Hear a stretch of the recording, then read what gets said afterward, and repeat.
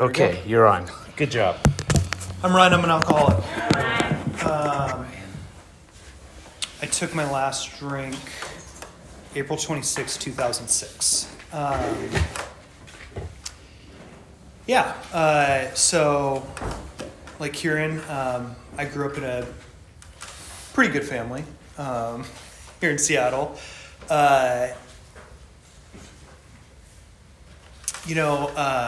I had, I think, all the benefits that I possibly could as a kid.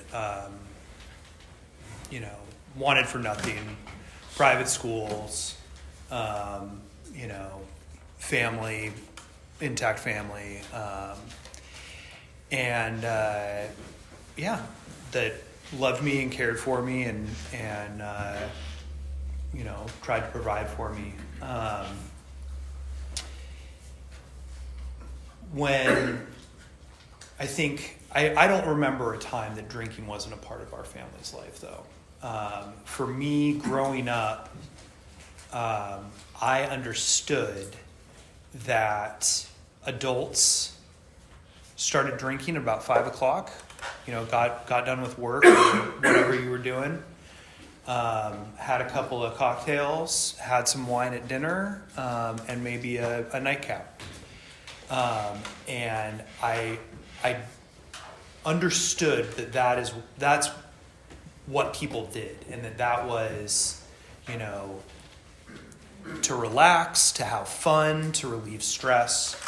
And so from childhood, I thought, this is the thing, this is a thing that helps people.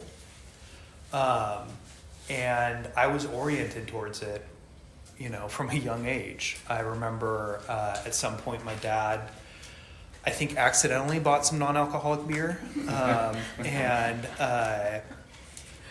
he mentioned it, and I think I was like 7 or something like that, and I was like, what does that mean? And he says, well, doesn't have any alcohol in it, so you can drink it.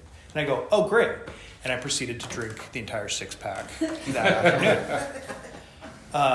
So a little preview of things to come. But I had an uncle who didn't drink, and the story was never explained to me why he didn't drink. I found out later that, he was an alcoholic too. So the setup was all there, right? We were just waiting for the punchline.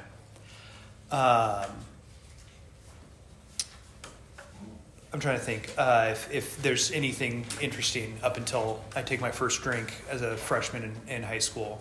I went through the DARE program and thought I was going to avoid all of that. But I think once I got to high school, I started, being scared about what my place was in relationship to other people. I wasn't sure how to be around people. I didn't think that I was interesting enough, or smart enough. And so I felt like I needed something extra. And started smoking weed. And the nice thing about smoking weed, or it was anyways, is not just that it helps you relax and you don't have to be stressed out about talking to somebody, but it also gave you an identity. So I got to be the stoner guy, right? And so I could go hang out with the jocks. I could go hang out with the theater kids. I could hang, whoever, because, I had weed, and I was always ready to get high. It was great.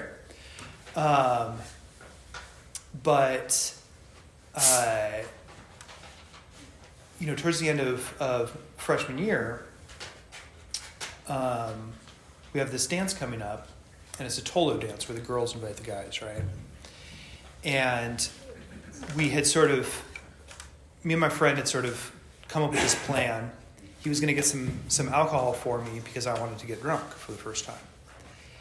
And so we sort of had this plan of we were going to go to this party, and he was going to get some alcohol for me. And this girl invites me to the dance. We go to the dance. We have a great time. And I let her know what the plan is, right? We're going to this party. And she says, I can't go. but my mom's not home, so you could come home with me instead. And I said, well, I'll see you on Monday. Some things are more important. And for me, what I was focused on that night was getting drunk. And I got in my friend's car, and he handed me a water bottle that had been refilled with 151. And I proceeded to start drinking that like I was an old pro, no chaser.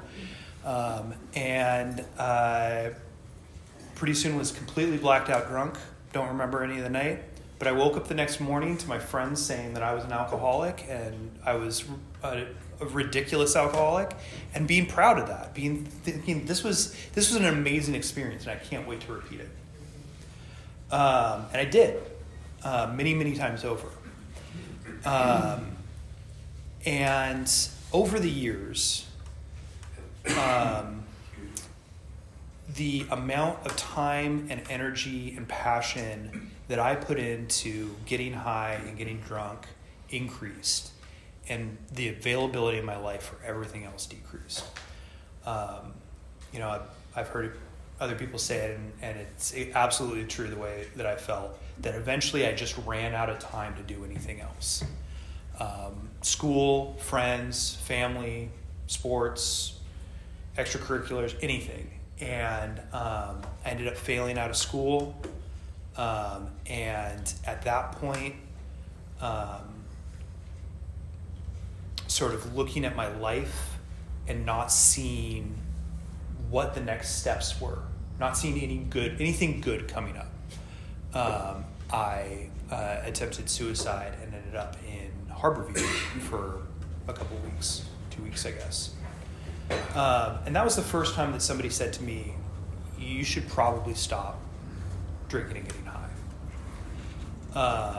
And I was like, seems reasonable, things weren't going so hot there. Maybe I'll try that out. And I left the hospital and I called up my girlfriend and I said, hey, I'm out of the hospital. What are you doing tonight? What a smooth line, right? And for some reason she declined. And so my next call was to my buddy to get high. So at least my priorities had changed a little bit, but not the result. And for the next year, I sort of tried putting my life back together. I went back, I got a job, and I started going to school at Seattle Central Community College, trying to get enough credits to finish up a degree, or a high school diploma, rather. And again, just the drugs got in the way, the drinking got in the way. And I failed out of Seattle Central Community College. I think they have a plaque for me somewhere. And got fired from, jobs at, like I was the hostess at the Ram. I got fired from that job. And I just couldn't keep doing anything. I would have times where I would say, I'm going to stop, I'm going to get serious about this, but it wouldn't stick. And I'd have these conversations with family members where they'd say, what is it that you want, right? And I couldn't imagine anything better than getting drunk. That was the highlight of my life. That was all that I hoped for at the time. And eventually, after I lost everything and was just completely isolated in my apartment and doing nothing but drinking and getting high, my family came and said, did an intervention on me and said, we want you to go to rehab. And I was pretty apathetic at this point. Sure, yeah, why not? So they had signed me up for one of these wilderness rehabs down in Utah. I see you shaking your head. And I will say, so sort of fast forward for a second, I ended up going there.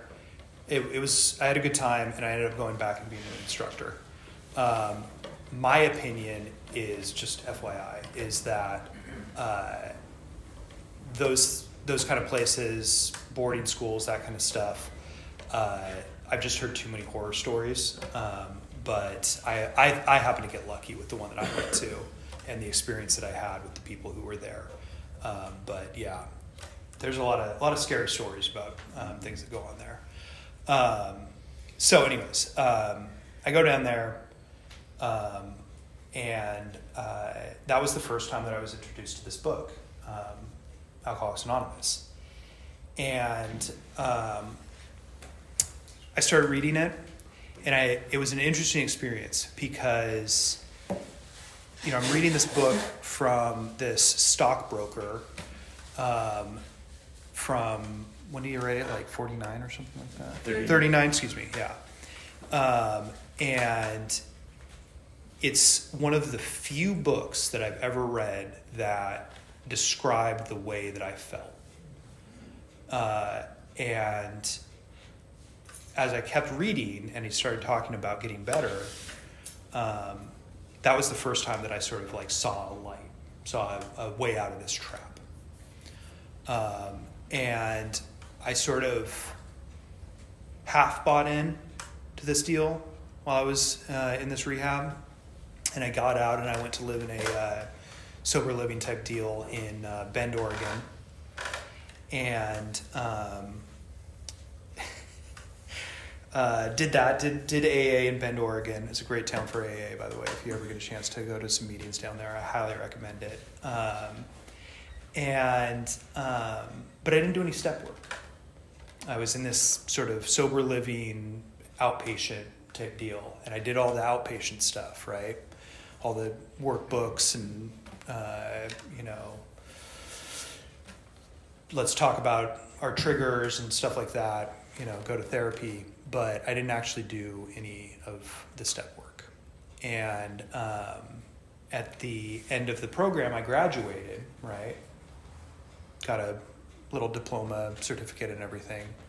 And a couple of days later, I decided, because at this point I'm like 20 or something like that, and I decided maybe it was because I was too young and I wasn't mature enough to drink responsibly.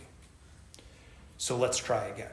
And I'll sort of said, what my line is going to be is I'm only going to drink. I'm not going to do any drugs. And that first night, after a couple of beers, somebody handed me a joint, smoked the joint. Pretty soon I'm doing whippets. Pretty soon I'm doing pills. And this is in like 24 hours. It's not like it took me very long. So, oh God, just got to stop. So pull the plug again. And I didn't tell anybody. I called up this wilderness rehab that I had gone to, and I thought, if I go down here and I work at rehab, that'll help me get sober. Another really great thought process. So I went down there, back to Utah, lived there for about a year, working there. And again, not working the steps, but going out in the woods with kids and telling them about getting sober and not drinking. But eventually I decided again, okay, now I'm over 21. This time I'm going to try it again. And the way that it happened was I was thinking to myself, it's bullshit that I am never going to get to have a beer with my dad while we're watching a baseball game. And so I'm down there in Utah, and I buy a Utah beer, which is like 3.2, I think, % alcohol. And I drink it, and it goes great.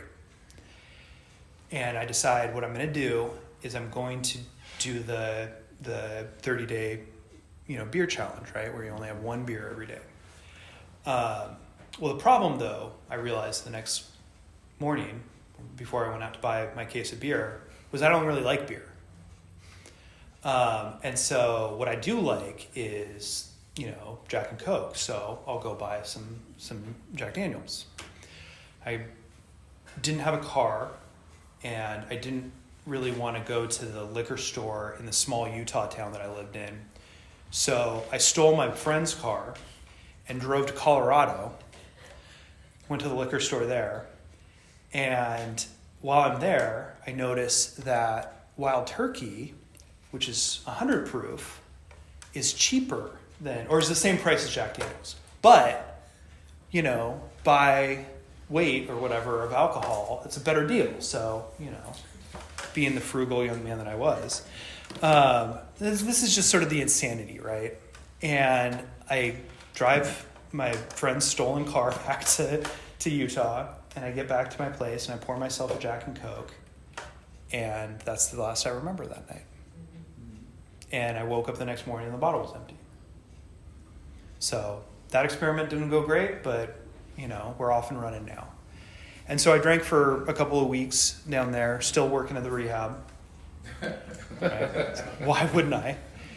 And finally, I go out with a friend of mine, and I drink a little bit that night, and he gets absolutely blotto.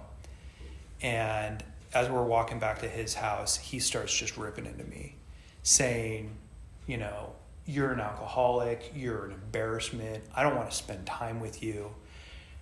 He's dropping his cigarette, you know, keeps lighting the wrong end.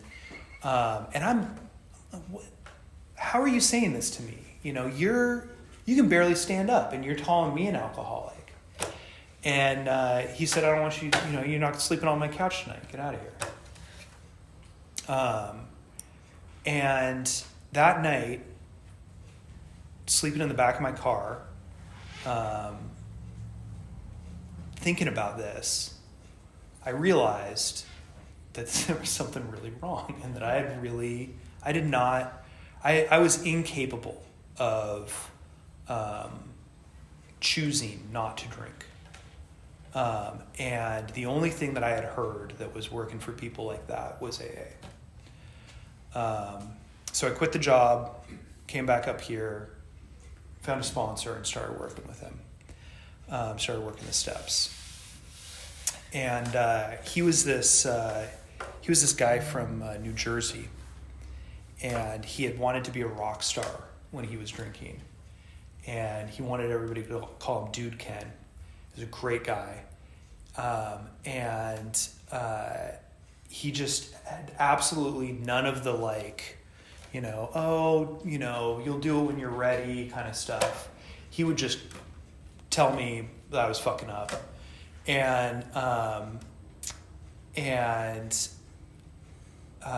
so we started working the steps, and I would have these objections. You know, you read the book and get to We Agnostics, and I'd be, having had a good Jesuit education, I would have issues with the logical conclusions that are reached in the book, and I would start explaining, you know, well, that's a fallacy. Like, let's talk about why this is a false dilemma. And he'd be like, "Hey, Ryan, shut up.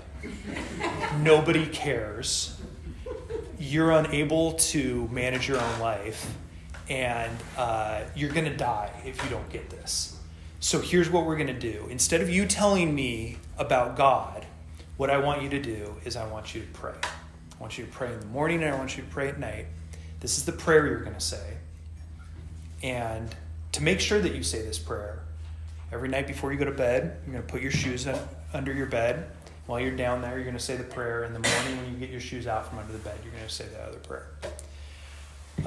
And I just, for whatever reason, because I had, abstracted my life to such a degree, I was so removed from any kind of actual action and compassion and empathy and feeling. I just needed that simple action steps. And that's the way we did it. We read through the book, he and I, and he would stop sometimes and say, "Well, what did you think that the book just said right there?" And I'd tell him, and he'd say, "That's not what it says. Let's reread it." And we'd go back through and read the words, and he'd stop at each clause and be like, "Okay, do you understand this bit?" Because I was reading the space in between the words.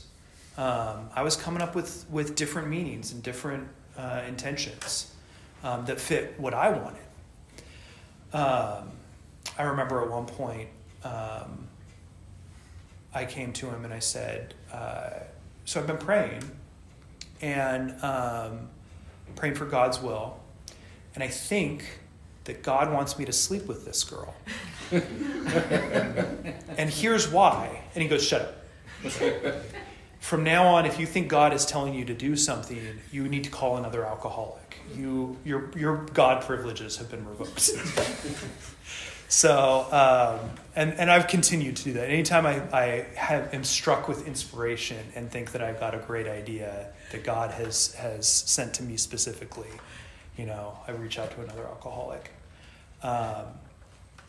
And we started working the fourth step. He showed me the columns, and he slow rolled. I don't know if anybody else does this. This is how I do it. Sort of slow roll guys. I don't tell them the whole story. I say, okay, so I want to know what you're resentment. I want to know how people have harmed you. So we're going to do these first 3 columns, right? And only then, once I had written those 3, did he then reveal the next parts. And it was during this period, and I don't know if anybody else had this experience of working the steps and having difficulties at the same time, especially the 4th and 5th step. Well, sorry, especially writing my 4th step, which I took way too long on, and then doing my amends.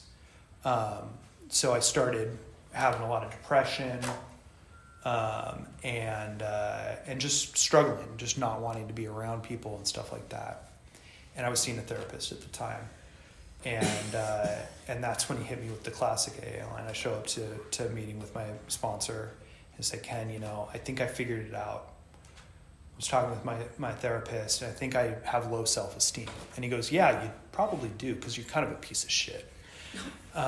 If you want self-esteem, try doing esteemable acts. And that one blew my mind. I had never heard such a thing before. And he was like, let's write this 4th step. Let's get on it. And we can start rebuilding your life in a way that might be useful to yourself and others. And I read my 5th step to him.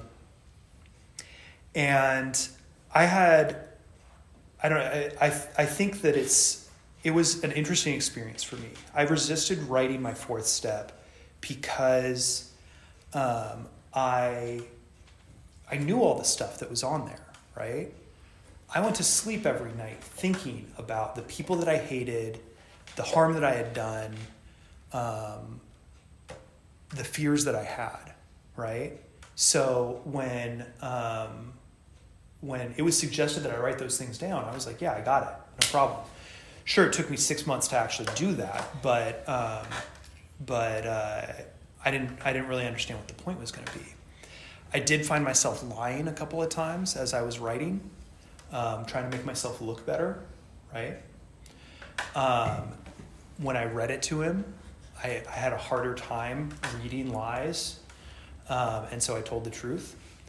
And we went through, and he pointed out these patterns, right? This selfishness, this fear, and this pride that ran through my life and all of the painful parts in it.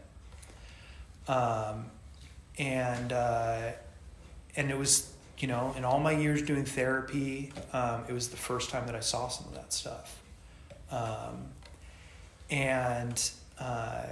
I did I went to, you got to do it special, right? The first time you do a 5th step, you got to do it special. I went down to the Japanese gardens to do my hour meditation. It was great. I felt great afterwards. And then he set me off doing my amends. I don't have any really special amends stories. It's pretty straightforward. I talked to some girls, talked to family members, talked to former bosses, stuff like that.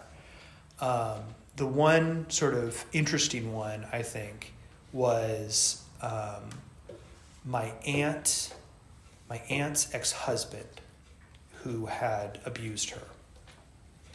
And I had, besides resenting the guy, right, I'd done a lot of character assassination towards him, and had, especially to his children, and had words with him, right, the few times that I had seen him. And I couldn't do it, right? My sponsor said, what are the amends that you're not willing to do? And I said, I'm not making amends to that guy. And eventually he died before I was able to make amends to him. And I think about that today, right? As when tough times hit, you sort of go back through, what are some things that I could do? I wonder about that. Is that going to be the thing that keeps me from staying sober? And it hasn't yet, but it is something that I think about sometimes. And then eventually, my sponsor set me loose sponsoring guys, and probably I don't know how much big you guys are on reading from the book here, but probably the most important thing that I have gotten, the part of the book that always strikes me is that part in Bill's story, just the couple of lines. If an alcoholic failed to perfect and enlarge his spiritual life through work and self-sacrifice for others, he could not survive the certain trials and low spots ahead. If he did not work, he would surely drink again, and if he drank, he would surely die. Then faith would be dead indeed. And that's something that I've taken to heart.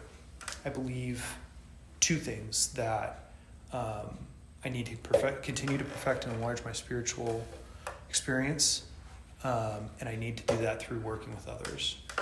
I have a 100% success rate on the 12th step. I've stayed sober this entire time since I've been working it. I've only gotten maybe a couple of guys all the way through, but yeah, every time I open a book with a guy, I find something that I had missed.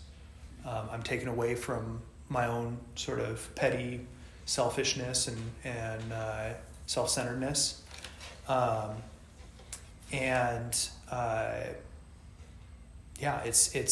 It's been something that has worked every single time.